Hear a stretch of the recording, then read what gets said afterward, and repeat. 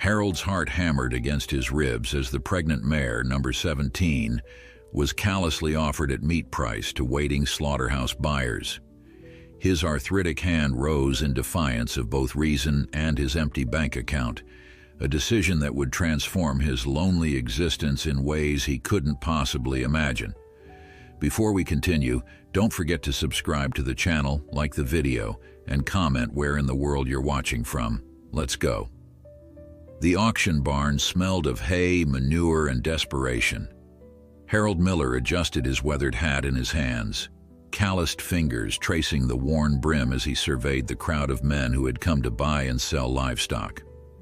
At 72, Harold was no stranger to these gatherings, but he had never been comfortable with the callousness that permeated the air when animals were treated as mere commodities, especially not at Blackwell's auction house, notorious for its no-questions-asked policy and the steady stream of slaughterhouse buyers who frequented it. Next up, number 17. The auctioneer's voice boomed through the speakers. Mare, approximately 8 years old. No papers, no history. Harold's eyes fixed on the animal being led into the center ring. She was a chestnut mare with a white blaze running down her face, her coat dull, and her frame showing signs of neglect. But what caught Harold's attention immediately was her slightly distended belly. The mare was pregnant, though not obviously so to the untrained eye. Harold had raised horses his entire life on his small Montana ranch. He knew the signs. Starting bid at $350, the auctioneer called out, his voice flat and disinterested. $350 for meat price. Do I hear $350? Harold's jaw tightened. Meat price. They were selling a pregnant mare for slaughter. He watched as a man in a dark jacket raised his hand. $350 from Parsons Meat Processing. Do I hear $375? The mare shifted nervously on the platform, her eyes wide with fear as unfamiliar hands held her lead rope tightly. She tried to back away but was jerked forward, earning a ripple of laughter from some of the onlookers. Harold felt something twist in his chest, a familiar ache of witnessing suffering he couldn't prevent. $375, another voice called out. Harold recognized Jim Reynolds, another buyer for a different slaughterhouse. $375, do I hear $400? The auctioneer's patter continued, emotionless and mechanical. Harold knew he shouldn't get involved. His small pension barely covered his own expenses after his wife Martha had passed 3 years ago. The medical bills had taken most of their savings, and the small ranch was more of a burden than an income source these days. He had come today just to sell a few pieces of equipment, not to buy anything, certainly not a horse that would need feed, care, and veterinary attention. $400 from Parsons. Do I hear $425? The mare's eyes seemed to scan the crowd, landing briefly on Harold. There was something in that gaze, not recognition, but a wordless pleading that Harold had seen before in animals who somehow sensed their fate. $425ers, Reynolds countered. The mare's pregnant, Harold suddenly called out, his voice cracking slightly from disuse. The crowd turned to look at him, some with surprise, others with annoyance. The auctioneer paused, then shrugged. No guarantees on condition or status of any animals, he replied dismissively. As is, where is. $425 is the current bid. Do I hear $450? Should bring more then, someone in the crowd muttered, but no one adjusted their bids upward. Harold realized with a sinking feeling that the pregnancy might even be seen as a bonus for the meat buyers. More weight, more profit. He felt sick. $450, Parsons called, almost lazily. Harold knew what would happen to the mare if either of these men took her. She would be transported in a crowded trailer to a holding facility, then to slaughter. The foal would never draw breath. His Martha had loved horses, had spent her final days sitting by the window watching their old gelding grazing in the pasture. "Animals know things we don't, Harold," she'd said. "They see right through to your soul." 475, Harold heard himself say, not fully conscious of having made the decision to bid. A few heads turned again. The auctioneer's eyebrows raised slightly. $475 from Mr. Miller. Do I hear $500? Reynolds and the Parsons buyer exchanged glances.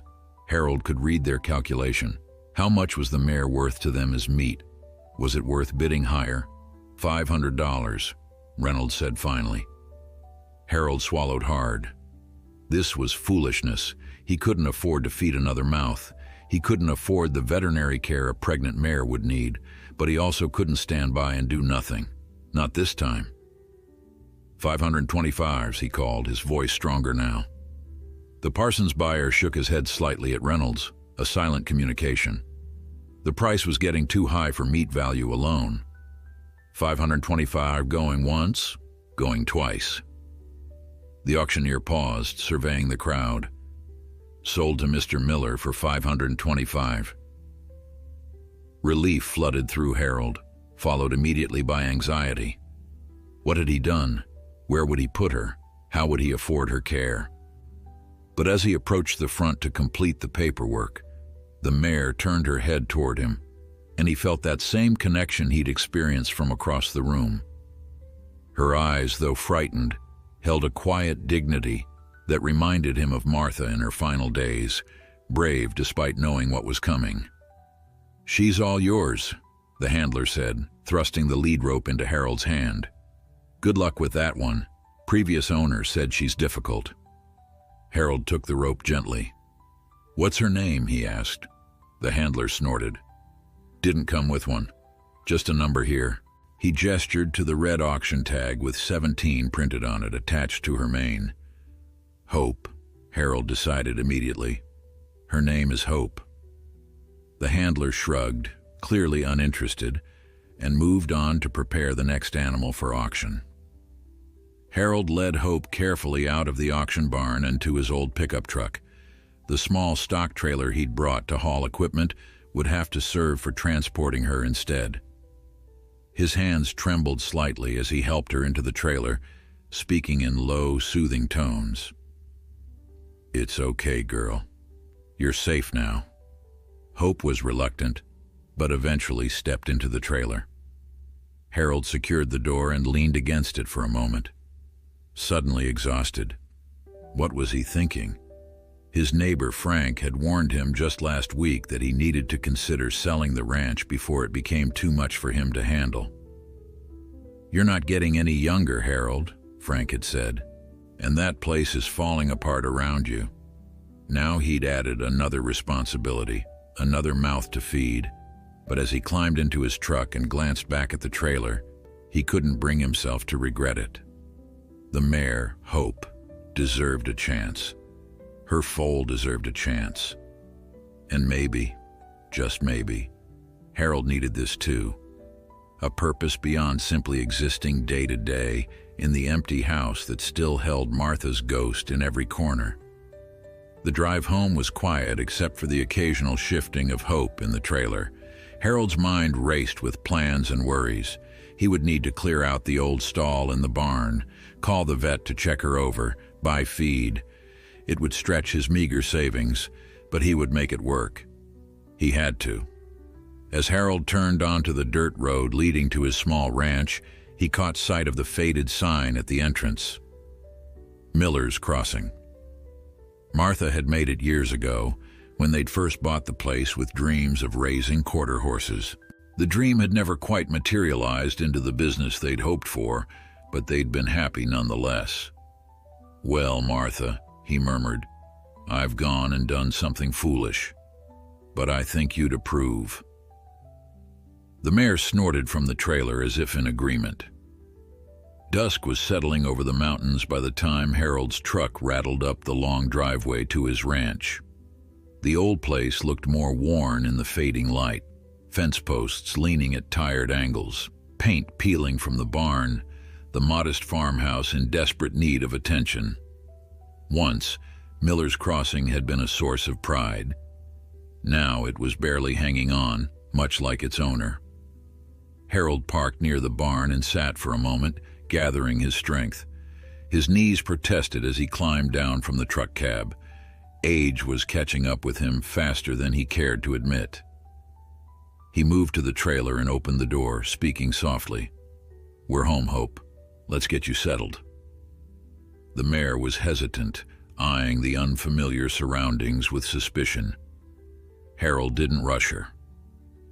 After several minutes of gentle coaxing, she finally stepped down onto the gravel driveway, her movements stiff and cautious. Now that he had her in better light, Harold could see just how neglected she'd been.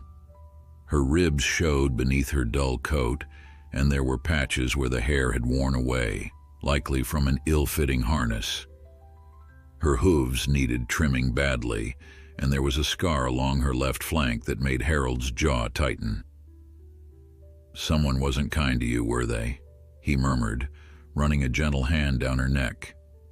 Hope flinched at first, then allowed the touch. Progress, however small. He led her toward the barn, its red paint faded to a rusty brown after years of Montana winters and summers. Inside, the familiar smell of hay and wood greeted them. Only one stall was currently occupied by old Sam, Harold's 23-year-old gelding who had been Martha's favorite. The ancient horse nickered softly at their entrance, poking his graying muzzle over his stall door. "Got a new neighbor for you, Sam," Harold said as he led Hope to the stall farthest from the gelding. Best to give her space at first. The stall hadn't been used in years and needed cleaning, but it would do for tonight. Tomorrow he'd make it proper. He removed the halter and stepped back, allowing Hope to explore her new quarters. She moved around the perimeter of the stall, nostrils flaring as she took in the unfamiliar scents. After a complete circuit, she stood in the center, ears flicking uncertainly. "I know it's not much," Harold told her, "but you're safe here." He filled her water bucket and gave her a small portion of hay. Too much too quickly could cause colic in a starved horse. He'd learned that lesson years ago with a rescue. As Hope nibbled tentatively at the hay, Harold made a mental list of what needed doing. The vet would need to come out first thing, feed would need to be purchased, the stall needed proper bedding, his pension check wouldn't arrive for another week. Until then, he'd have to dip into his emergency fund, the small sum he kept tucked away for unexpected expenses, which was already dwindling after the truck needed repairs last month. After making sure Hope was settled, Harold trudged to the house. The screen door creaked as he entered the kitchen. Everything was exactly as he'd left it that morning. Coffee mug in the sink, yesterday's newspaper on the table, Martha's apron still hanging on the hook by the stove. 3 years, and he still hadn't moved it. Harold made himself a simple dinner of canned soup and crackers, eating mechanically while reviewing his finances at the kitchen table. The numbers weren't encouraging. By the time he factored in the cost of decent feed, vet care, and the supplies Hope would need, there wasn't much margin for error. If anything went wrong, if she needed special care, if there were complications with the foal, he'd be in trouble. One day at a time, he reminded himself, a phrase Martha had been fond of during her illness. Sleep came fitfully that night. Harold woke several times, worried about Hope, about money, about his own foolishness in taking on this responsibility at his age. Around 2 a.m., he gave up and pulled on his boots. The night was clear and cool as he made his way to the barn, guided by moonlight and memory. Hope was awake, standing in the corner of her stall. She tensed when Harold approached, but didn't shy away. "Just checking on you," he explained, as if she could understand. Perhaps she could in her way. Animals always seemed to sense intention.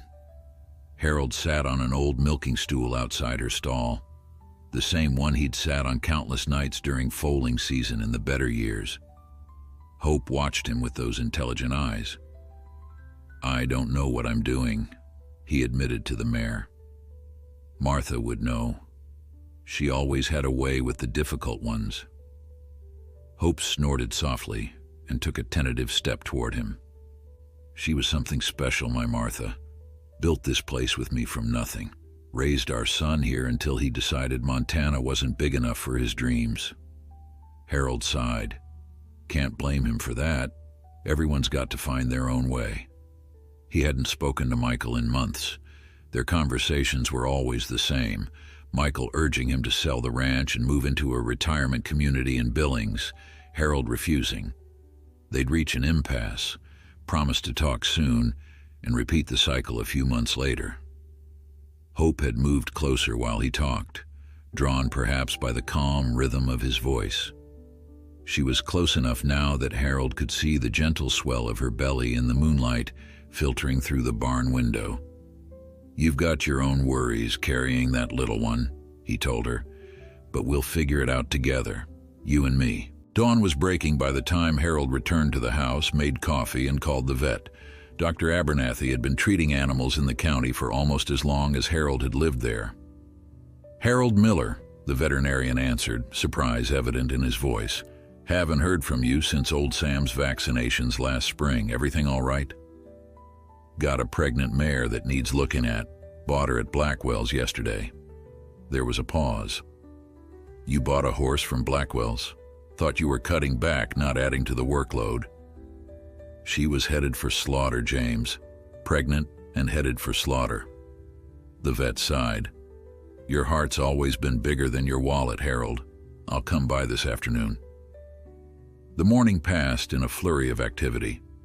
Harold mucked out Hope's stall properly, laying fresh bedding. He examined the fence around the small paddock, mending a few weak spots. By noon, he was exhausted, but satisfied with the progress. Dr. Abernathy arrived just after lunch, his old truck pulling in beside Harold's. The vet was in his 60s, with salt and pepper hair and the weathered complexion of someone who spent most of his time outdoors. "Let's see this rescue of yours," he said by way of greeting. Hope was understandably nervous around the stranger, but with Harold's calm presence, she allowed the examination. "She's definitely pregnant," Dr. Abernathy confirmed, his experienced hands gently palpating her abdomen. "I'd say about 7 months along, give or take. She's underweight, has a minor case of rain rot on her back, hooves need serious attention, and there's some scarring suggesting she's been overworked and possibly mistreated." Harold's heart sank. "Will she lose the foal?" "Not necessarily. Horses are remarkably resilient. With proper nutrition and care, she has a good chance of carrying to term." The vet straightened up. "But it won't be cheap, Harold. She needs a specialized feed program to safely gain weight during pregnancy, hoof care, treatment for the skin condition, and I'd recommend blood work to check for any underlying issues." "Whatever she needs," Harold said firmly, though his stomach clenched at the thought of the cost. Dr. Abernathy gave him a long look. "I know that tone. It's the same one you used when Martha got sick. Whatever it takes, you said then too." "And I meant it." "I know you did." The vet's expression softened. "I'll help where I can. We go back too far for me not to. But Harold, you need to be realistic about what you're taking on here." Harold nodded, his gaze fixed on Hope. "I know exactly what I'm taking on, James. A chance to do one thing right in a world that's too often wrong." Word spread quickly in small communities, and by the end of the week, Harold's rescue of Hope had become a topic of conversation at the Pinewood Diner in town. Some called it admirable. Others labeled it foolishness. Harold heard about the talk from Frank Delgado when his neighbor stopped by unannounced one Saturday morning. "People are saying you've gone soft in the head," Frank announced without preamble, leaning against the fence as Harold worked on fixing a loose board on Hope's paddock, spending good money on a slaughter-bound mare. Harold drove another nail into the fence post before responding. "People always need something to talk about." Frank, 10 years Harold's junior but already planning his retirement, shook his head. "This isn't just talk, Harold. It's concern. You can barely keep this place running as it is. That son of yours is right. You should be downsizing, not taking on more responsibility." Harold stiffened at the mention of Michael. "You been talking to my son?" "Ran into him last month in Billings. He's worried about you, Harold." "He's got no cause to be." Harold set down his hammer. "And neither do you." Frank raised his hands in surrender. "Just being neighborly. Speaking of which, I brought something." He retrieved a large bag from his truck and returned to the fence. "Grain mix my Appaloosa can't eat anymore. Vet put him on a special diet. Figured your new mare could use it." Harold's pride wanted to refuse, but practicality won out. "Appreciate it," he said, accepting the bag. Frank nodded toward Hope, who was grazing at the far end of the paddock. "She's looking better already." It was true. Just a week of regular feeding, grooming, and quiet handling had made a difference. Her coat was beginning to regain some luster, and she had gained a small amount of weight. More importantly, she had stopped flinching when Harold approached. "She's a fighter," Harold replied. "Reminds me of Martha that way." Frank's expression softened. Martha was one of a kind. He hesitated, then added, "Listen, I've got more feed at home that's just going to waste, and I could help with that barn roof. Looks like it might not make it through another winter." This time, Harold's pride did rise up. "I can manage." "Sure you can, but you don't have to manage alone." Frank glanced around the small ranch. "This place meant something to a lot of us, Harold. The foals you and Martha raised, the riding lessons she gave our kids. Let us give back a little." Harold swallowed hard, unprepared for the wave of emotion that swept through him. He and Martha had never had much, but they'd shared what they had: their knowledge, their home, their passion for horses. He hadn't realized others remembered those days as fondly as he did. "I'll think about it," he finally said. After Frank left, Harold approached Hope with the new grain. She still maintained a cautious distance, but each day brought small improvements. She now allowed him to run his hands over her body, checking the growing foal and her overall condition. "Making friends already," he told her as she cautiously ate from the bucket he held. "You're going to be good for my reputation as a cranky old hermit." Hope's ears flicked forward, her eyes softer than they had been at the auction. Trust was building slowly but surely. That evening, Harold did something he'd been avoiding for weeks. He called his son. Michael answered on the third ring, surprise evident in his voice. "Dad, is everything okay?" "Everything's fine," Harold said, suddenly uncertain why he'd called. "Just checking in." "Oh." Michael sounded equally unsure. "Well, we're all good here. Emma just started soccer and Jenny got promoted at the bank." "That's good." Harold cleared his throat. I got a new horse." There was a pause. "You what?" Harold explained about Hope, trying to make the decision sound reasonable rather than impulsive. Michael listened in silence. "Dad," he finally said, "you can't afford another horse, especially not one that needs special care. I've managed just fine all these years. By depleting your savings and living on next to nothing, this isn't what Mom would have wanted." The mention of Martha stirred Harold's temper. "Don't you tell me what your mother would have wanted. She would have done exactly what I did." "Maybe so, but she's not here anymore, and you're 72 years old with a bad knee and no help." The conversation deteriorated from there, ending with Michael suggesting, again, that Harold sell the ranch and move closer to them in Colorado. Harold hung up feeling worse than before he'd called. He went out to the barn to check on Hope before turning in. The mare was lying down in her stall, a good sign that she was feeling more secure in her environment. Harold sat on the milking stool watching her breathe. "Michael thinks I'm being foolish too," he told her quietly. "Maybe I am. Maybe I should sell this place. Get an apartment in some senior living complex where they have bingo nights and pudding cups." Hope raised her head, regarding him with those soulful eyes.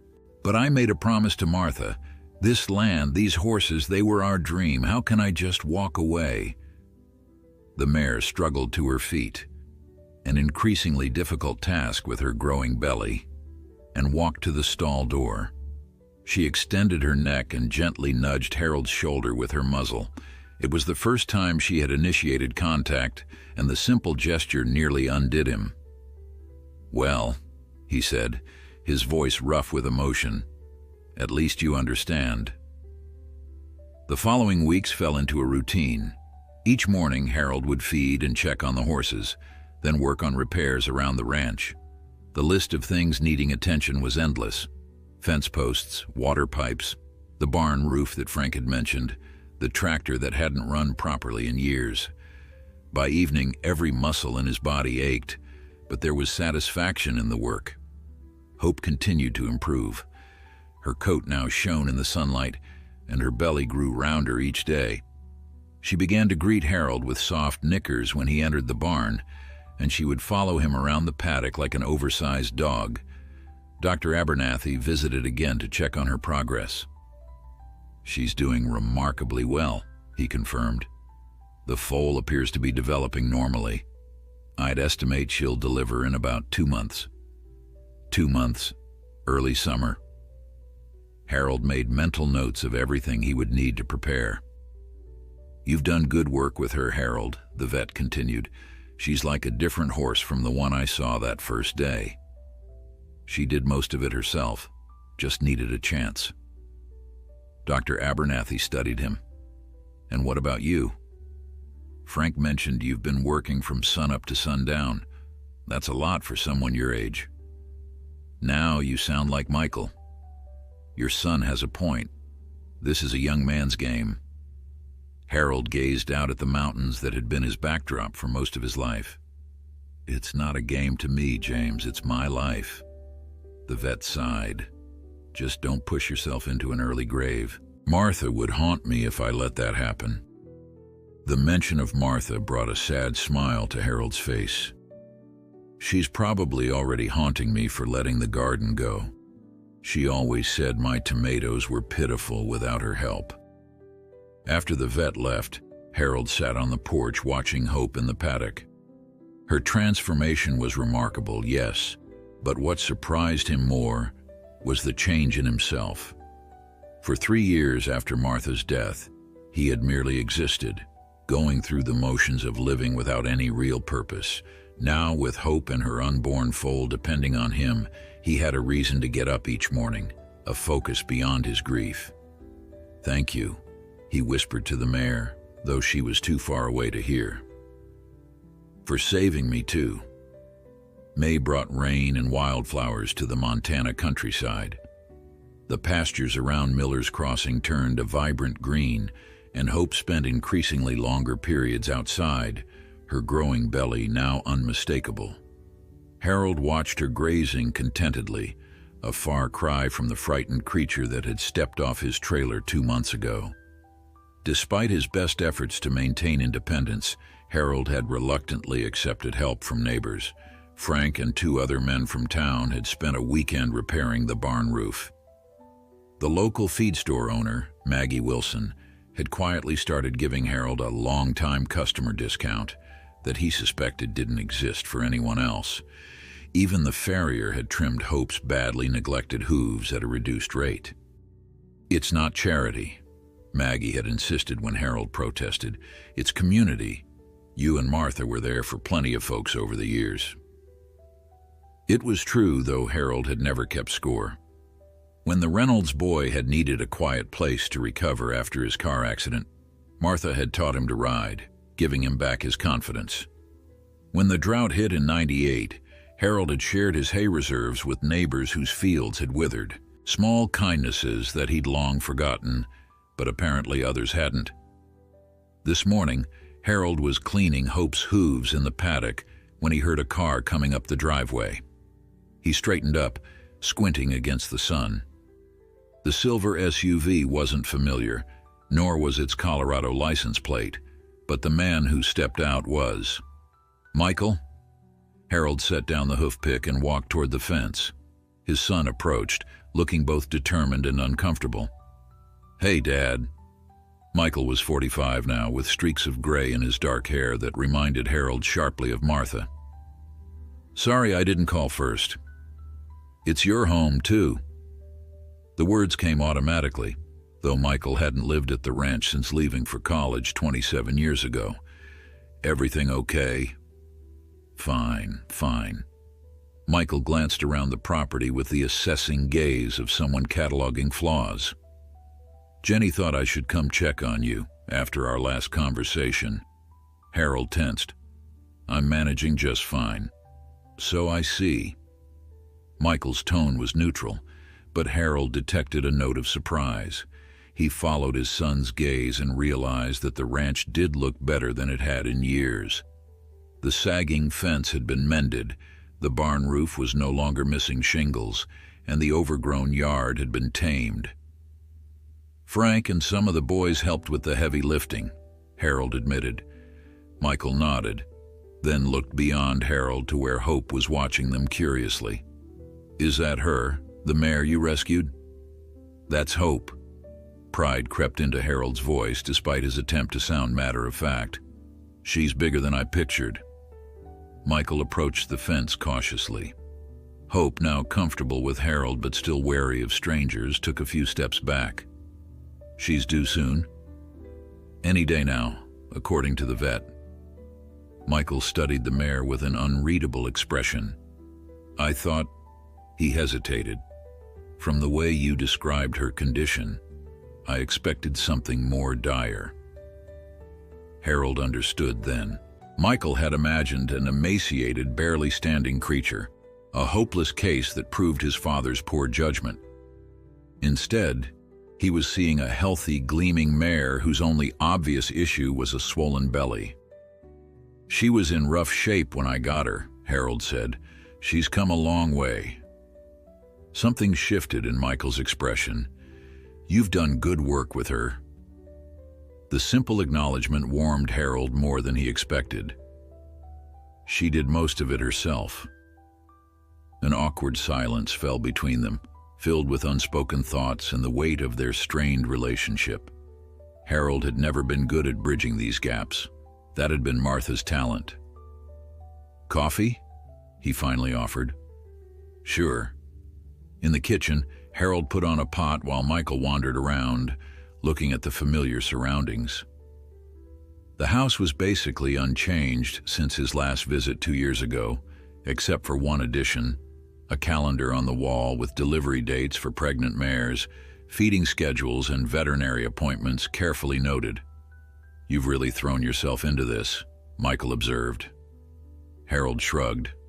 "Gives me something to focus on." "That's good." Michael accepted the mug Harold handed him. "I worry about you out here alone, that's all." "I know, but I'm not as alone as you think." They took their coffee to the porch, sitting in the old rocking chairs that had been there since Michael was a boy. From this vantage point, they could see Hope in the paddock, her red coat shining in the morning sun. "I have a proposal," Michael said after they'd sat in silence for a while. "Jenny and I have been talking. We'd like you to come stay with us for a couple of weeks, after the foal is born and things settle down here."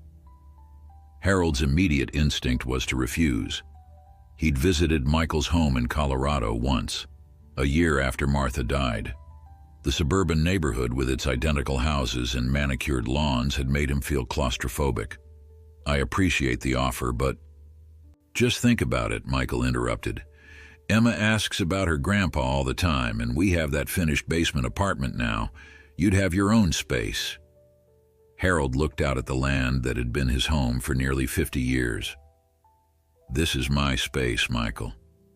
His son sighed. "I'm not trying to take you away from it permanently. But wouldn't it be nice to see your grandkids without me having to drag them up here on the 1 week a year I can get away from work?" Put that way, Harold found it harder to refuse outright. He did miss his grandchildren.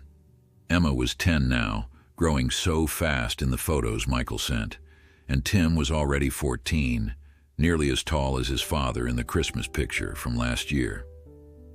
"I'll think about it," Harold conceded, the same response he'd given Frank about accepting help. Michael seemed to recognize this was the best he would get.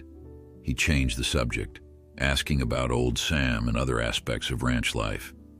By the time he left that afternoon, their conversation had achieved a fragile ease that Harold hadn't felt with his son in years.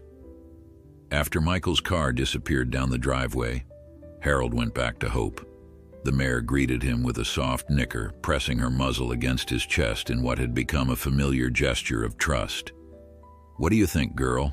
Should I go visit Colorado after your little one arrives?" Hope snorted and nudged his pocket where he usually kept apple slices. "You're no help," Harold chuckled, giving her the treat. That night, Harold sat at the kitchen table with his accounts, a monthly ritual that always left him feeling uneasy. The extra expenses for Hope had strained his limited budget, even with the community's help. If the foal required any special care, he pushed the thought away. They would manage. He was about to turn in when he heard an unusual sound from the barn. Something in the noise sent him reaching for his boots and flashlight immediately. Years of experience with horses had attuned him to the different meanings in their calls, and this one spelled trouble. The night air was cool as Harold hurried across the yard, flashlight beam bouncing ahead of him.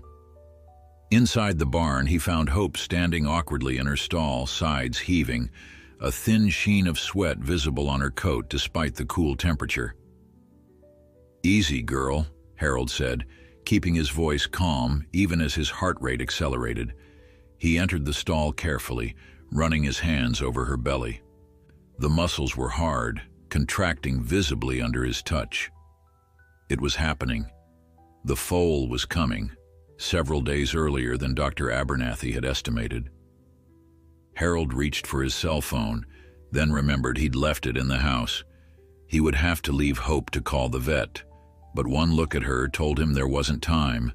The labor was progressing rapidly. "Looks like it's just you and me, Hope," he told her, stroking her neck.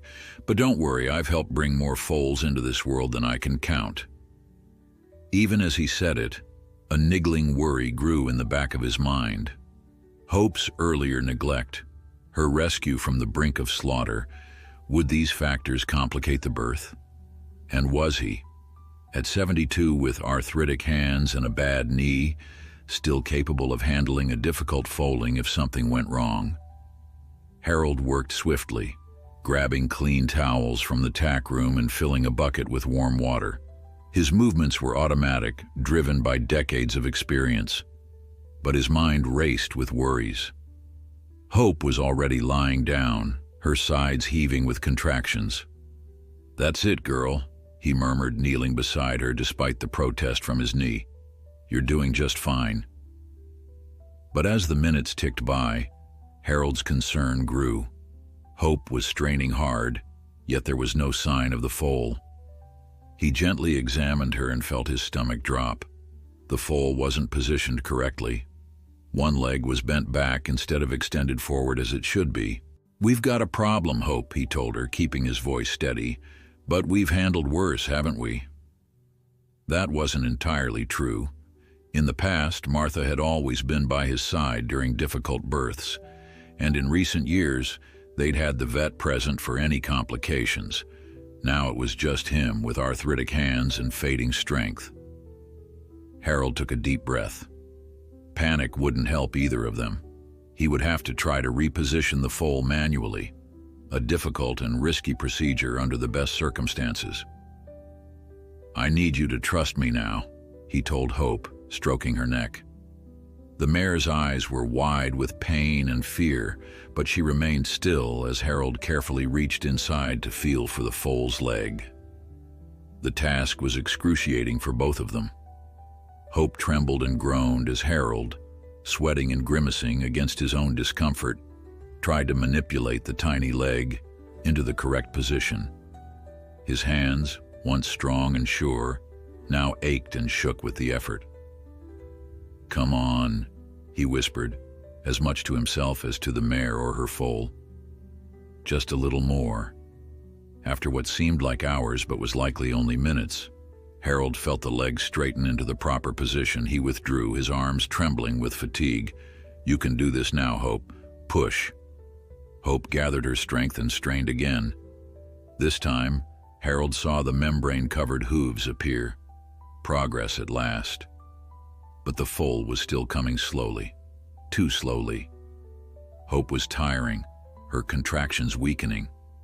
Harold knew he needed help, but leaving her now was impossible. He was committed to this path. "Don't you quit on me," he told her firmly. "That little one needs you. I need you." As if understanding his words, Hope gave another tremendous push. The foal's head and shoulders emerged, followed by the slick body.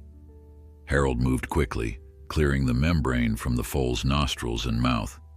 It was a filly, small but perfectly formed, with a white star on her forehead that mirrored her mother's blaze.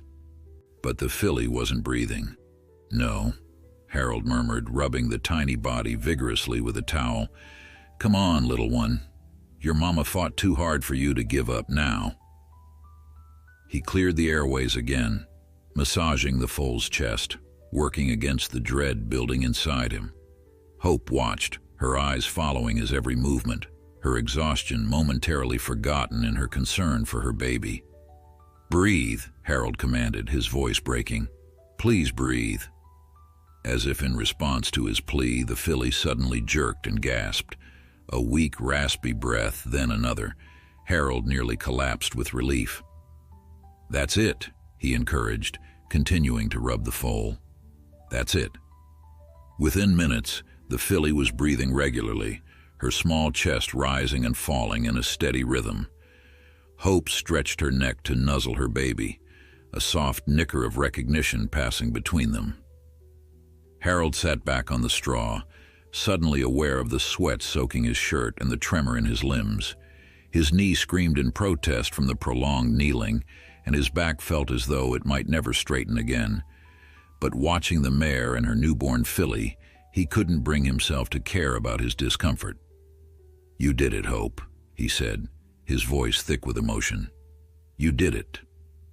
The rest of the night passed in a blur of activity as Harold monitored mother and foal.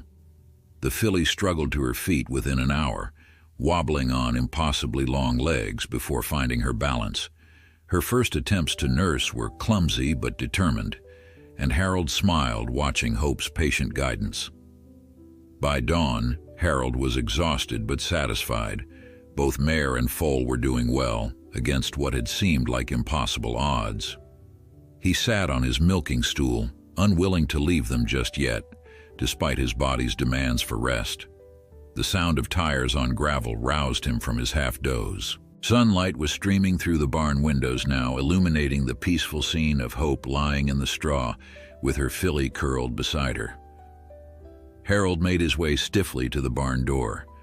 Dr. Abernathy's truck was pulling into the yard, with Michael's SUV right behind it. "Looks like we have company," Harold told Hope before stepping outside. "I tried calling you," Dr. Abernathy said as he climbed out of his truck. "When you didn't answer, I got worried. Then I ran into your son in town and he said he was headed out here anyway." Michael approached, concern etched on his face. "Dad, are you okay? We've been trying to reach you since 6. Harold realized his phone was still in the house, probably showing several missed calls. "Been a little busy," he said, unable to keep the pride from his voice. "Hope had her foal during the night." "Alone? You delivered it alone?" Michael's concern shifted to disbelief. "Come see for yourself." He led them into the barn where Hope raised her head in greeting. The filly, disturbed by the newcomers, scrambled to her feet, pressing against her mother's side. Dr. Abernathy whistled softly. "She's a beauty. But Harold, you should have called me. With Hope's history, this could have gone badly." "It nearly did," Harold admitted, explaining the complications. "But we managed." The vet shook his head, kneeling to examine the filly. "You're lucky. Both of them could have died without proper assistance." "I know." Harold's voice was quiet. He'd known the risks all too well during those tense moments. Michael was staring at him, with an expression Harold couldn't quite read. "You did this by yourself? With your bad knee and arthritis?" Harold shrugged. "Didn't have much choice." "You could have called me, Dad. I was only staying 20 minutes away in town." The revelation surprised Harold. "You stayed overnight?" Michael nodded. "I got a room at the Pine Motel. I was planning to come back this morning to talk more about that visit to Colorado." An uncomfortable silence fell as Dr. Abernathy continued his examination. Finally, the vet stood up. "They both look remarkably good considering. The filly's a bit small, but that's to be expected given Hope's condition during pregnancy. Her lungs sound clear, which is the main concern after a difficult birth." Harold felt a weight lift from his shoulders. "So they'll be all right?" "I'd say so, barring any unforeseen complications. You got lucky, Harold. Very lucky." The vet's tone made it clear he didn't think Harold should count on such luck again. After Dr. Abernathy left, promising to return the next day for a follow-up check, Harold and Michael stood watching Hope and her filly. The newborn had begun to explore her surroundings, staying close to her mother, but growing bolder by the minute. "She needs a name," Harold said. Michael studied the filly thoughtfully. "What about Miracle? Seems fitting given the circumstances." Harold considered it. "Miracle," he repeated. "I like that." His son turned to him then, his expression serious. "Dad, you can't keep doing this alone. What if something had gone wrong that you couldn't handle? What if you'd fallen or hurt yourself trying to help them?" Harold bristled at the familiar argument. "I managed just fine.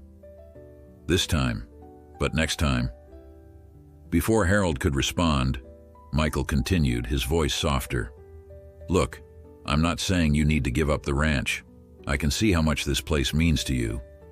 But maybe we need to think about getting you some regular help around here." Harold stared at his son, his instinct to resist any suggestion that he couldn't manage on his own, warring with the undeniable exhaustion settling into his bones. The night had taken more out of him than he cared to admit, and the morning sun revealed the tremor in his hands that he couldn't quite control. "Regular help costs regular money," he finally said, falling back on the practical obstacle rather than addressing the deeper issue, his pride. Michael ran a hand through his hair, a gesture so reminiscent of Martha that it made Harold's chest ache. "I can help with that.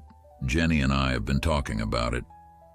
"I don't need your charity," Harold said automatically. "It's not charity, Dad. It's family." Michael's voice had an edge of frustration. "Why is it so hard for you to accept help from me when you'll take it from Frank and the others?" The question caught Harold off guard. He watched Miracle nuzzling at Hope's side, searching for milk, her wobbly legs still learning to support her weight. Why was it different? The answer came slowly, reluctantly. "Because they don't want me to leave," he said quietly. "They help so I can stay. You help because you want me to go." Michael's expression softened. "That's not true, Dad. Not anymore." "Isn't it? Every conversation we have ends with you trying to get me to sell the ranch. Because I worry about you out here alone. Because I don't want to get a call one day that you've fallen and no one found you for hours, or that you've worked yourself into a heart attack trying to keep this place running." Michael gestured around the barn. "But I see now that this is more than just stubbornness. This is your life." Harold nodded, not trusting himself to speak. "So let me help you keep it," Michael continued. "Let me help you stay here safely." The sincerity in his son's voice made Harold look up. For the first time in years, he felt like Michael was truly seeing him, not as a problem to be solved or an obligation to be managed, but as a man with a purpose that mattered. "What did you have in mind?" Harold asked cautiously. "For starters, a proper hired hand a few days a week. Someone who can handle the heavy lifting, maintain the fences, help with the horses, and maybe some renovations to make the house more accessible as you get older. Harold wanted to protest that he wasn't that old yet, but the ache in his knee and back told a different story. "I'd still be in charge," he said, making it clear this wasn't negotiable. "Of course, it's your ranch." Hope nickered softly, drawing their attention back to the stall where Miracle had finally latched on and was nursing enthusiastically. The simple joy of new life seemed to ease the tension between father and son. "She's something special, isn't she?" Harold said, nodding toward the filly. Michael smiled. "She is. You saved them both, Dad." "They saved me too," Harold admitted. "After your mother. I was just going through the motions. Didn't much care if I woke up each morning or not." Michael looked stricken. "Dad, I didn't know it was that bad." "Course you didn't. I didn't tell you." Harold shrugged. "Wasn't your burden to carry." "But it should have been. We're family." They stood in silence for a moment, the weight of unspoken grief and regret hanging between them. Finally, Harold spoke. "I'll think about what you said. About the hired help." It wasn't a yes, but it wasn't a no either, and Michael seemed to recognize the concession for what it was. "That's all I ask." The rest of the day passed in a blur of activity. Michael stayed, helping Harold clean the stall and prepare fresh bedding for Hope and Miracle.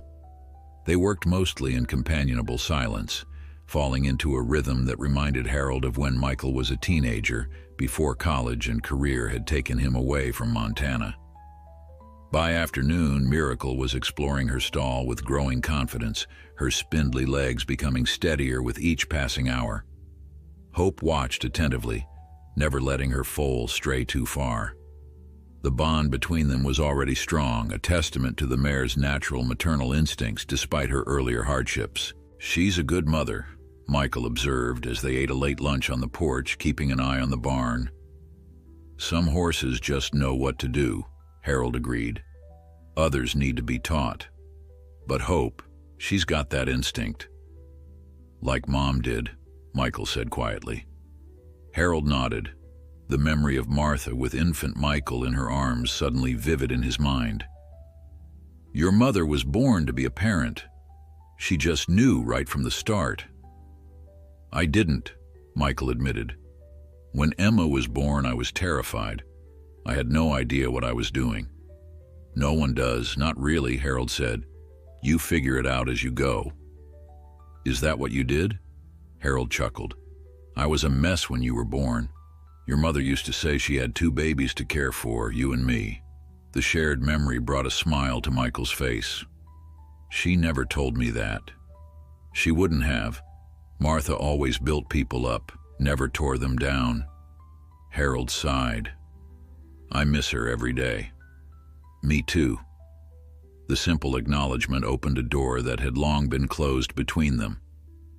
For the next hour they talked about Martha, not her illness or death, but her life. The way she'd sing off-key while cooking. How she'd always know when someone needed comfort before they said a word. The Christmas she'd given Michael his first saddle, saved for over 6 months from her egg money. As the afternoon waned, Harold found himself more tired than he'd been in years, the night's exertions finally catching up with him. Michael noticed. "Why don't you get some rest, Dad? I'll keep an eye on Hope and Miracle." Harold wanted to protest, but his body betrayed him with a massive yawn. "Maybe just for an hour. Take as long as you need. I'm not going anywhere." Reluctantly, Harold went inside and stretched out on his bed, not bothering to remove his boots. He was asleep almost instantly.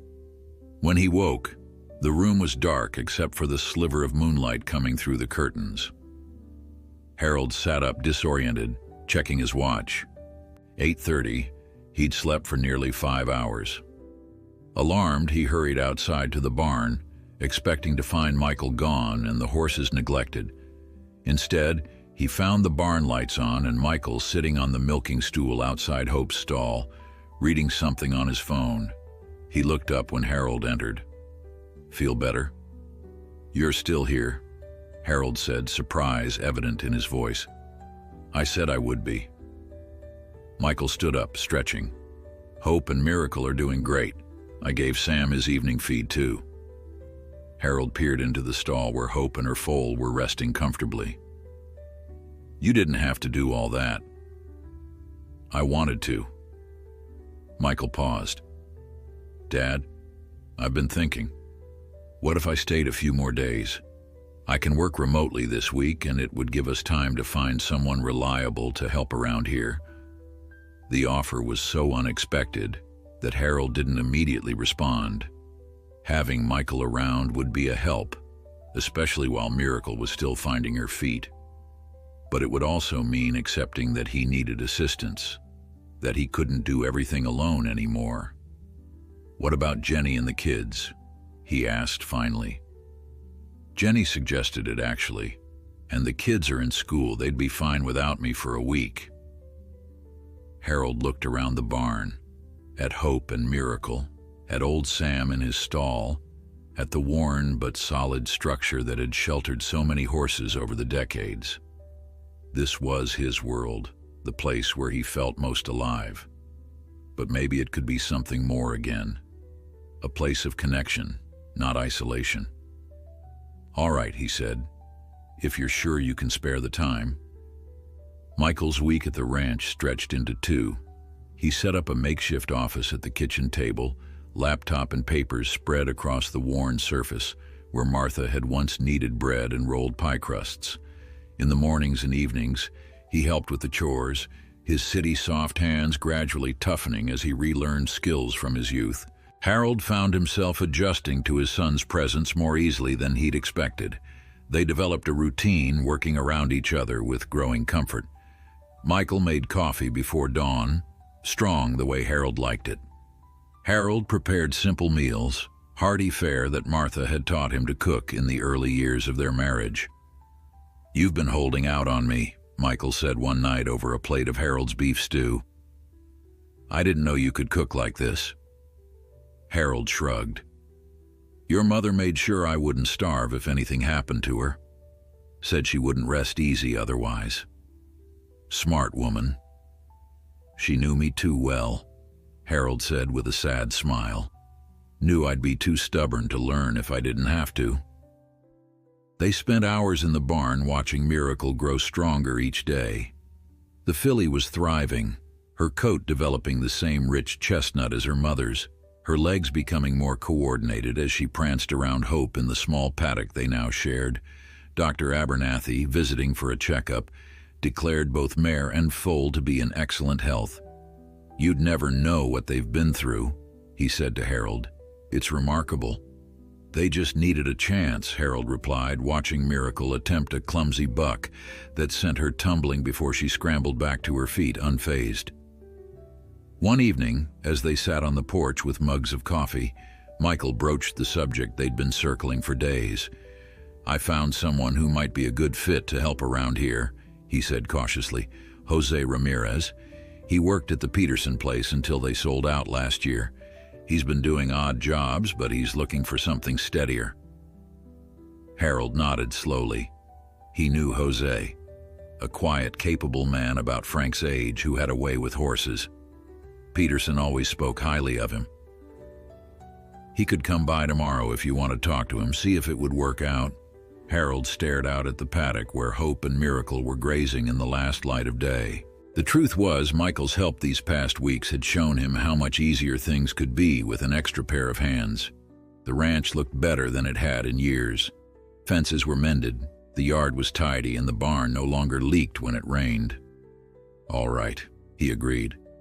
"But only 3 days a week, that's all I can afford." Michael looked like he wanted to argue, but seemed to think better of it. 3 days is a good start. "And I'm still in charge," Harold added, feeling it necessary to establish this point again. "Of course," Michael said, the hint of a smile playing at his lips. No one could possibly think otherwise. Harold gave his son a sharp look, but saw only affection in his expression. Perhaps he thought they were finally finding their way back to understanding each other. The next morning brought another visitor, Frank Delgado, stopping by with a load of hay he'd promised the previous week. "Michael," Frank greeted, genuinely pleased to see Harold's son. "Good to have you around. Your dad been working you hard?" "Trying to," Michael replied with a grin, "but I'm out of practice." Frank helped them unload the hay, then stood admiring Miracle as she nursed from hope. "She's going to be a beauty. Got good conformation, even at this age." "Takes after her mother," Harold said proudly. Frank nodded thoughtfully. "You know, Harold, I've been thinking. That little filly's going to need training eventually, and Hope too once she's ready. Young horses need young hands." Harold bristled slightly. "My hands work just fine." "Sure they do," Frank said easily. "But you've got to admit starting young horses isn't as easy as it used to be. My nephew Tyler, you remember him? He's back from college now, looking to build up his horse training business. He's got a real talent." Harold did remember Tyler, a serious horse-crazy kid who'd spent every summer working with Frank's quarter horses. "What are you suggesting?" "Just that it might be good for Miracle to get some professional handling when the time comes. Tyler's rates are reasonable, and he's got a good touch, gentle but firm. He could work with her here, so you'd be involved every step of the way." Before Harold could respond, Michael jumped in. "That sounds like a great idea. Dad was just saying we should start thinking about Miracle's future training." Harold shot his son a look, having said no such thing, but Michael continued smoothly. "Maybe Tyler could stop by sometime just to get acquainted." Frank brightened. "He's coming over for dinner Sunday. I could bring him by after." And just like that, another decision seemed to be made without Harold's full agreement. Yet as he watched Miracle's antics in the paddock, he had to admit that Frank had a point. Training young horses was demanding work that required not just knowledge but physical stamina and quick reflexes. He wasn't the man he used to be. "Fine," he conceded, "but just to talk. No commitments." After Frank left, Harold rounded on his son. "You didn't need to speak for me." Michael sighed. "I was just trying to help, Dad. Frank's right. Miracle will need proper training eventually." "I know that," Harold said irritably. "I've been training horses since before you were born." "And you were great at it," Michael acknowledged. "But that doesn't mean you have to do everything yourself now." The conversation might have developed into an argument if not for the timely arrival of Jose Ramirez. The middle-aged man greeted Harold respectfully, hat in hand, and spent the next hour walking the property with father and son, taking note of what needed maintenance and discussing how he could help. Jose was knowledgeable without being overbearing, deferential to Harold's experience while offering practical suggestions. By the end of the visit, even Harold had to admit he was impressed. "I can start Monday if that works for you, Mr. Miller," Jose said as they concluded their tour. Harold glanced at Michael, who gave a slight nod of encouragement. Monday would be fine, 8 o'clock. After Jose left, Harold and Michael returned to the barn, where Hope and Miracle were resting in the afternoon heat. The filly was curled up beside her mother, legs tucked neatly beneath her, looking utterly content. "She trusts that she's safe," Michael observed. "That's your doing, Dad." Harold nodded, a lump unexpectedly forming in his throat. It was true. The frightened mare from the auction and her Miracle foal were now secure, healthy, and thriving under his care. Despite all the challenges and his own limitations, he'd given them what they needed most, a chance at a good life. "I have to head back to Colorado tomorrow," Michael said quietly, "but I'd like to come back next month, see how things are going with Jose, and check on these two." Harold felt a pang at the thought of his son leaving. These 2 weeks had begun to heal something between them, a rift that had grown so gradually over the years that he'd almost stopped noticing its presence. "You're welcome anytime," he said. "The grandkids too, if they want to come. Miracle might be ready for some gentle handling by then." Michael smiled. "Emma would love that. She's horse crazy like Mom was." The comparison to Martha warmed Harold. "She gets that honestly. Skipped a generation, though." "Hey, I rode," Michael protested with a laugh. "I just wasn't obsessed like Mom." "True enough," Harold conceded. "Your mother could talk horses from sunup to sundown if you let her." Summer faded into fall, painting the Montana landscape in gold and amber. Miracle grew at an astonishing rate, her spindly legs stretching into the graceful limbs of a young horse. At 4 months old, she was full of curiosity and energy, racing around the paddock with her tail flagged high, practicing stops and turns that showed promise of athletic ability. Hope had blossomed too. Her coat gleamed in the autumn sun, and she had filled out to a healthy weight. The fear in her eyes had been replaced by quiet confidence. She still showed wariness around strangers, but with Harold, she was gentle and trusting. The arrangement with Jose had worked out better than Harold had anticipated. 3 days a week, the capable ranch hand arrived promptly at 8, tackled the heavier chores without complaint, and treated the horses with the same respect Harold did. He spoke little but worked hard, and Harold found himself appreciating both qualities. Tyler, Frank's nephew, had begun visiting weekly to work with Miracle. The young man had a natural touch with horses, and though Harold had initially been reluctant to let anyone else handle the filly's training, he had to admit that Tyler's youth and reflexes were assets. "She's smart," Tyler told Harold one October afternoon as they watched Miracle investigate a training obstacle. "Picks things up fast. She'll make a fine riding horse one day." Harold nodded, pride warming his chest. "Got her mother's intelligence." "And her heart," Tyler added.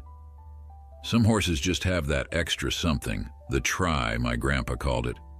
The willingness to work with you, not against you. She's got that."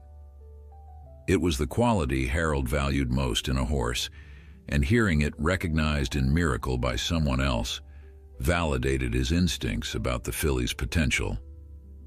Michael had kept his promise to visit, bringing Emma and Tim for a long weekend in late September. Emma, at 10, had immediately fallen in love with Miracle, spending hours watching the filly and helping with simple grooming tasks under Harold's supervision. "She's got Martha's touch," Harold had told Michael, as they watched Emma carefully brushing Miracle's coat. Her movements slow and deliberate to avoid startling the young horse. "She's got your patience too," Michael had replied, and Harold had felt a surge of connection to his granddaughter that he hadn't expected. Even Tim, usually glued to his phone, had shown interest in the horses, particularly after Harold let him help with evening feeding. The 14-year-old had a natural confidence around the animals that reminded Harold of Michael at that age, before college and city life had taken him away from the ranch. Now, as November brought the first threat of snow, Harold found himself facing a new concern. The ranch's ancient heating system was failing, making the house uncomfortably cold at night. Jose had attempted repairs, but the verdict was clear. The entire system needed replacing, a cost far beyond Harold's means. He sat at the kitchen table, bills spread before him, trying to find a solution. His pension covered the basics: food, utilities, modest care for the horses. The help from Jose and occasional assistance from neighbors stretched his resources further. But a new heating system, that was beyond his budget. Harold was still contemplating his options when the phone rang. It was Michael, calling for their weekly check-in. "How are things, Dad? How's Miracle doing with her training?" Harold updated him on the filly's progress, describing her latest achievements with undisguised pride. He mentioned Jose's consistent help and Tyler's good work with Miracle's ground training. "Sounds like things are going well," Michael said, the smile evident in his voice. "And you? How are you holding up with winter coming?" Harold hesitated, reluctant to admit the heating problem. But the thought of Michael finding out later, perhaps during a visit to a freezing house, made him reconsider. "Furnace is on its last legs," he admitted. "Jose's done what he can, but it needs replacing." There was a pause on the other end. "That's a big expense." "I'll manage," Harold said automatically. "Dad." Michael's tone was patient but firm. "Let me help with this, please." 5 months ago, Harold would have refused outright, seeing the offer as charity or, worse, as another attempt to prove he couldn't manage independently. But something had shifted during Michael's stay and the visit since. His son's help no longer felt like a challenge to his autonomy, but like the support of family. "I'd pay you back," Harold said, still not quite able to accept outright assistance. "How about this?" Michael suggested. "Consider it an investment in the ranch if, and I'm saying if, not when, you ever decide to sell, we'll factor it into the proceeds." It was a face-saving compromise that allowed Harold to accept help without feeling diminished by it. "All right," he agreed. "That seems fair." The relief in Michael's voice was palpable. "Great. I'll call some contractors in the area, get quotes. We'll get it done before the real cold hits." After they hung up, Harold went out to the barn for evening feeding. Hope greeted him with her usual soft nicker, while Miracle pranced at the sight of the feed bucket. "You're getting spoiled," he told the filly as she nudged his arm impatiently. "Acting like a princess instead of an auction rescue." But his gruff words were belied by the gentle hand he ran over her growing frame. Both horses had come so far from their desperate beginnings. Hope, once destined for slaughter, now raised her head proudly when Harold entered the paddock, and Miracle, who might never have drawn breath if not for his impulsive bid at the auction, now raced around the field with the exuberance of a horse who had never known fear or neglect. As if reading his thoughts, Hope approached and rested her head against his chest, a gesture of trust and affection that still moved him deeply each time she did it. "We did all right, didn't we, girl?" he murmured, stroking her neck. Later that evening, as the temperature dropped and the inadequate heating system struggled to warm the house, Harold wrapped himself in one of Martha's old quilts and thought about the changes of the past 6 months. The rescue of Hope had set in motion a series of events he couldn't have anticipated: the reconnection with Michael, the new relationships with Jose and Tyler, the growing confidence in accepting help when it was offered with respect. The phone rang again, interrupting his thoughts. It was Frank. "Harold, glad I caught you. Listen, there's something you should know." Frank's tone was serious. "I was at the feed store today and I overheard something concerning. Reynolds, the meat buyer from the auction, was asking Maggie about a pregnant mare sold last spring. Said he was looking for the foal." Harold's blood ran cold. "What? Why would he care about Miracle?" "I don't know for sure, but from what I gathered, there might have been something special about Hope's breeding. Reynolds mentioned something about her previous owner and bloodlines worth a lot of money." "That's ridiculous," Harold said, though uncertainty crept into his voice. Hope was being sold for meat price. If she had valuable bloodlines, why would they let her go so cheap?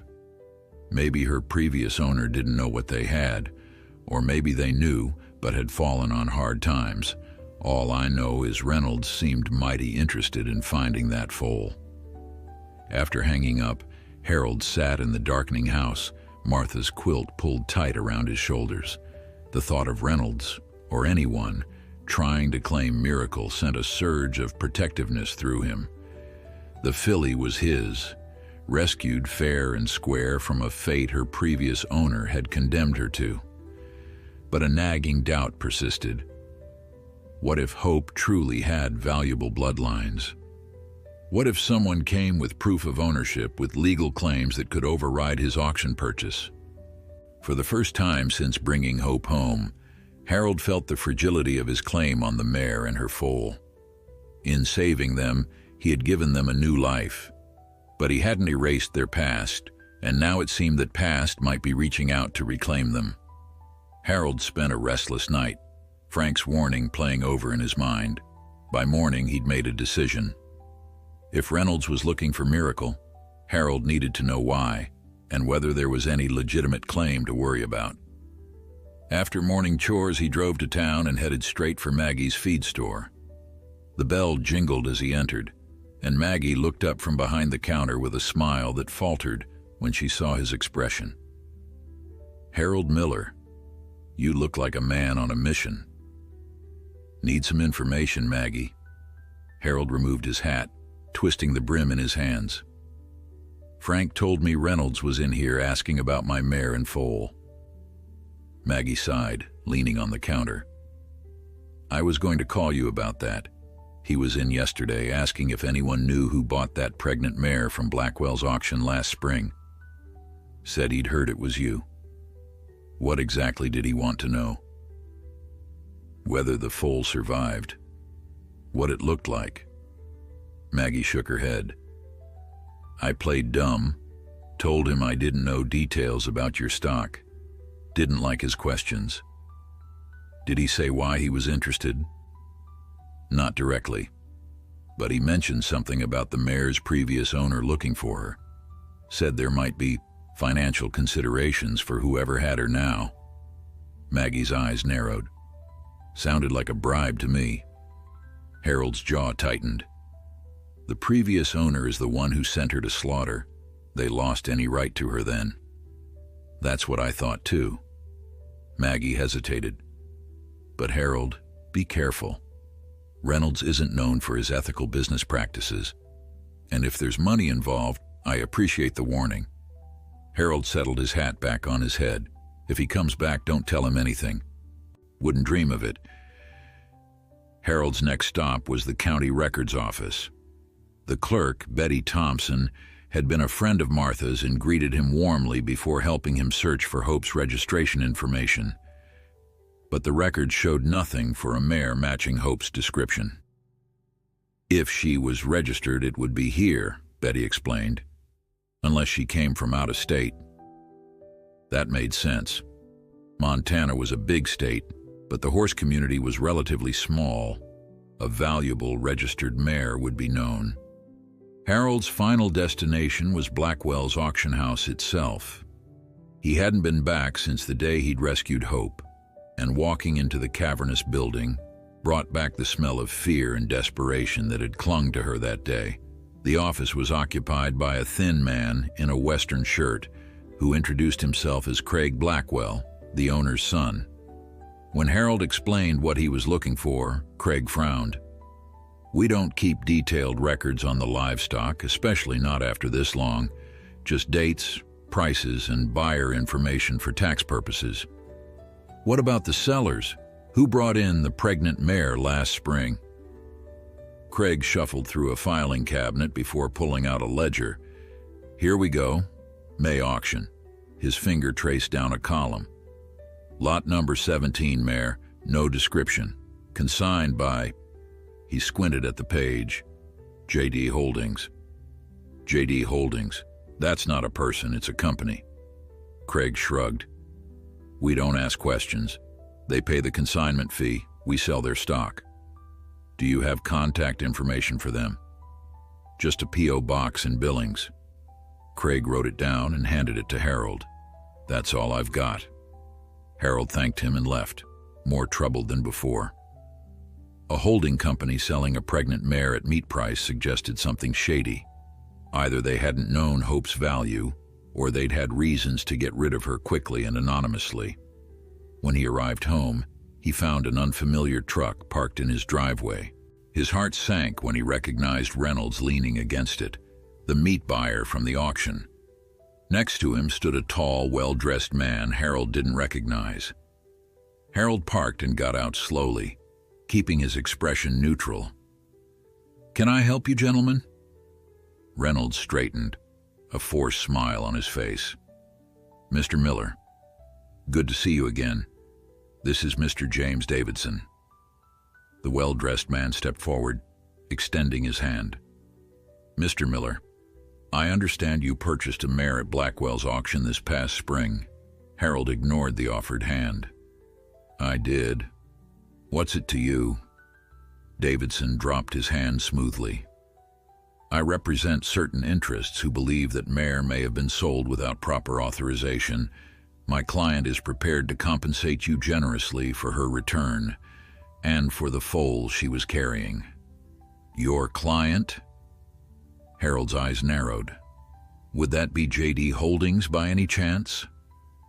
A flicker of surprise crossed Davidson's face. "You've done your homework.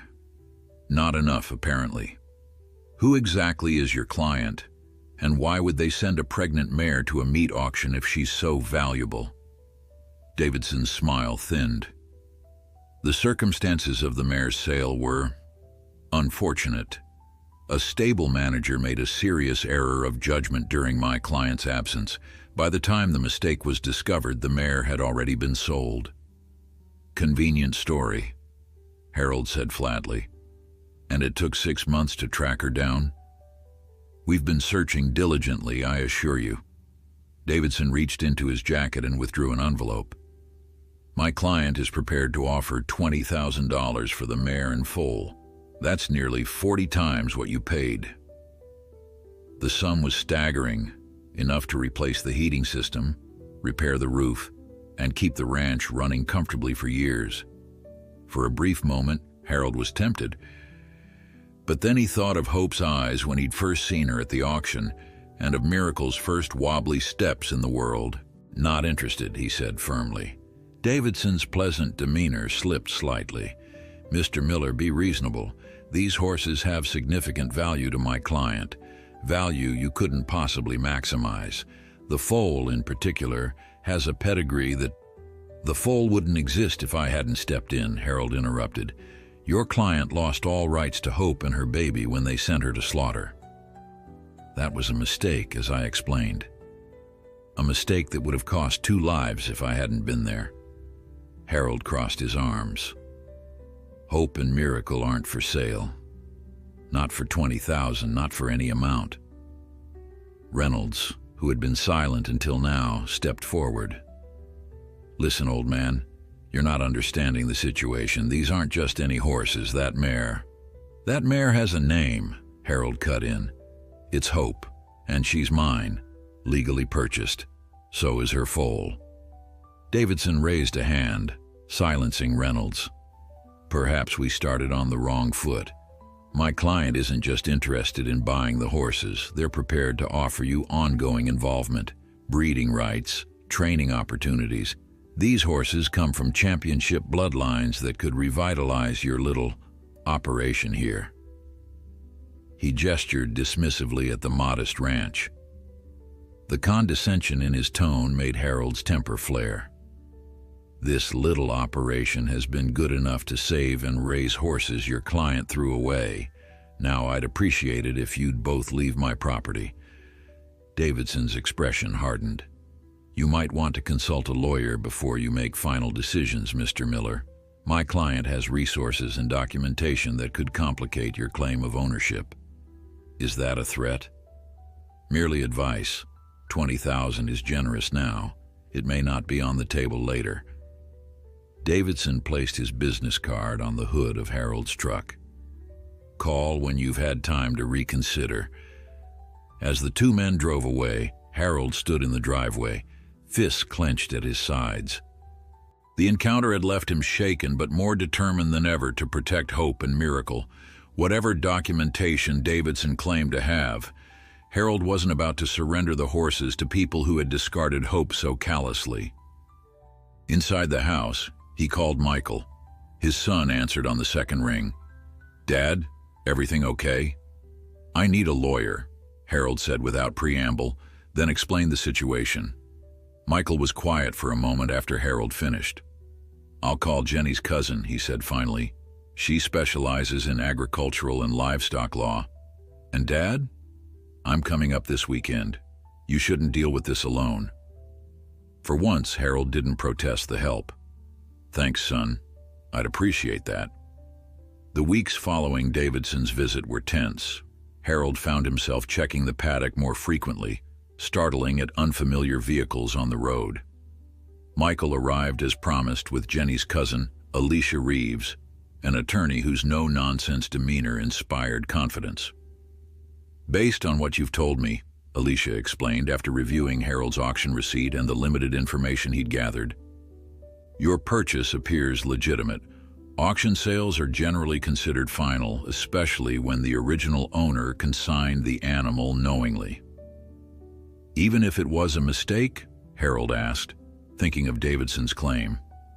That's between the owner and whoever made the mistake. It doesn't invalidate your purchase. Alicia adjusted her glasses. However, if they have registration papers showing the mare's lineage, it could complicate things. Valuable bloodlines sometimes have contractual restrictions that follow the animal. The possibility weighed on Harold, but no further contact came from Davidson or Reynolds. As November turned to December, he began to hope the matter had been dropped. Then, 3 days before Christmas, a certified letter arrived from a law firm in Billings. Inside was a formal notice claiming that Hope, referred to by another name, Esperanza's Legacy, had been stolen from Westfield stables and sold without authorization. The letter demanded her return, along with her foal, and threatened legal action if Harold didn't comply within 10 days. This is just intimidation, Alicia assured him when he called. They're hoping you'll get scared and give in. Don't respond yet. I need to do some research on Westfield stables and JD Holdings. Christmas came with a blanket of fresh snow across the ranch. Michael and his family arrived on Christmas Eve, bringing warmth and activity to the old house. Emma spent most of her time in the barn with Miracle, who was now 7 months old and full of playful energy. Tim helped Jose reinforce the paddock fence, showing unexpected enthusiasm for the physical work. On Christmas morning, after presents had been opened and breakfast eaten, Harold took Michael aside. "I need to tell you something," he said quietly. "Been thinking about it a lot lately." Michael looked concerned. "Is it about the legal threat?" Alicia said, "No, not that." Harold took a deep breath.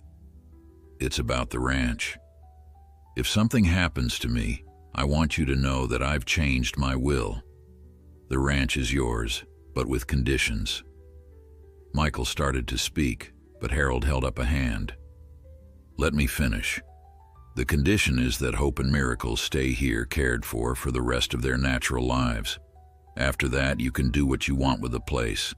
Sell it, keep it, turn it into a water park. Your choice. But those horses stay." "Dad," Michael said, his voice thick with emotion, "nothing's going to happen to you." "We both know that's not true. I'm not getting any younger." Harold looked out the window at the snow-covered pasture where Hope and Miracle were enjoying their morning hay. "Those horses saved me, Michael. Gave me a reason to keep going after your mother died. I owe them a safe home for life." Michael nodded, blinking rapidly. "I promise they'll always have a home here." 2 days after Christmas, Alicia called with unexpected news. "I did some digging on Westfield stables," she said. "They're owned by JD Holdings, which is owned by James Davidson himself. But here's the interesting part. Westfield has been under investigation for insurance fraud. They've had several valuable horses mysteriously disappear, then turn up dead or sold by mistake, after substantial insurance claims were paid." Harold's grip tightened on the phone. "You think that's what happened to Hope?" "It fits the pattern. I found a claim filed for a mare matching Hope's description, Esperanza's Legacy, about a month before you bought her. They collected $300,000 on that policy." "300,000?" Harold repeated in disbelief. She was apparently a champion broodmare with a prestigious bloodline. The foal she was carrying would have been valuable too.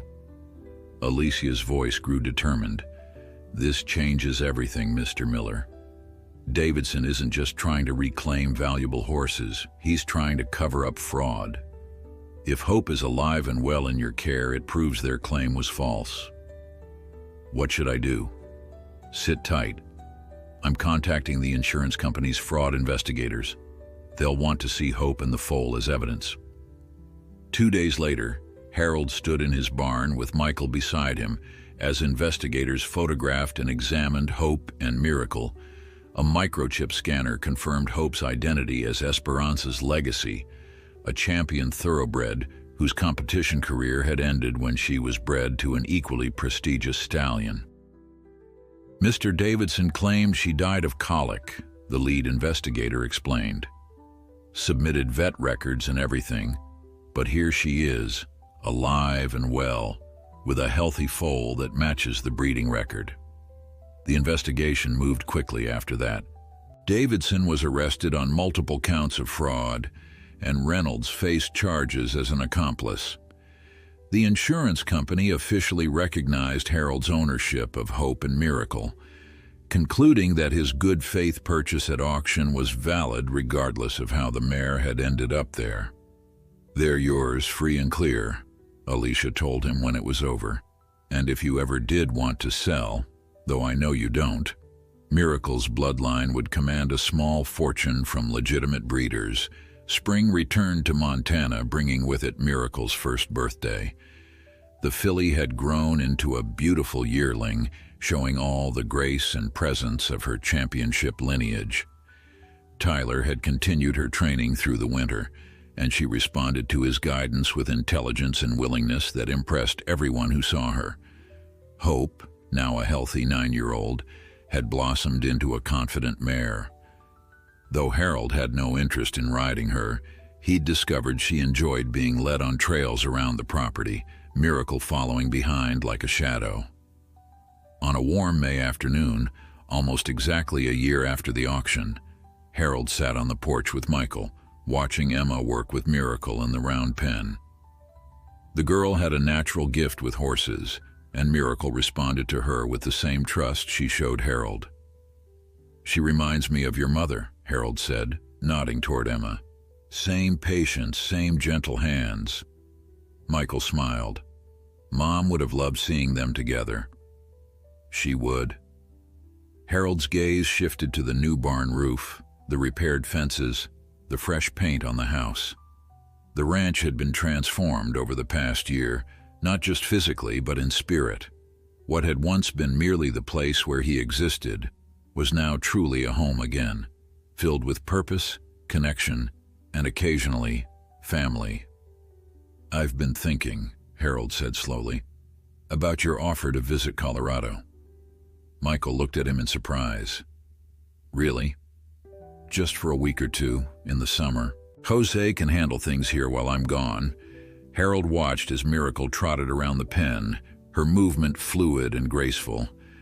Thought it might be nice to spend some time with Tim and Emma, get to know them better.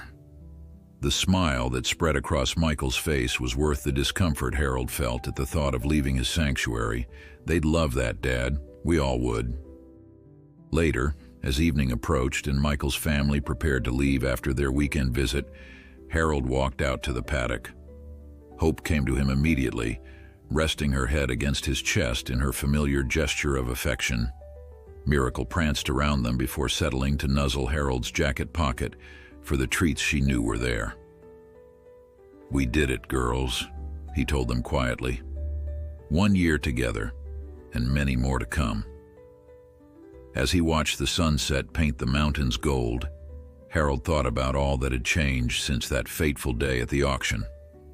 His impulsive bid to save one pregnant mare had rippled outward, transforming not just the lives of 2 horses, but his relationship with his son, his connection to his grandchildren, and his own reason for being.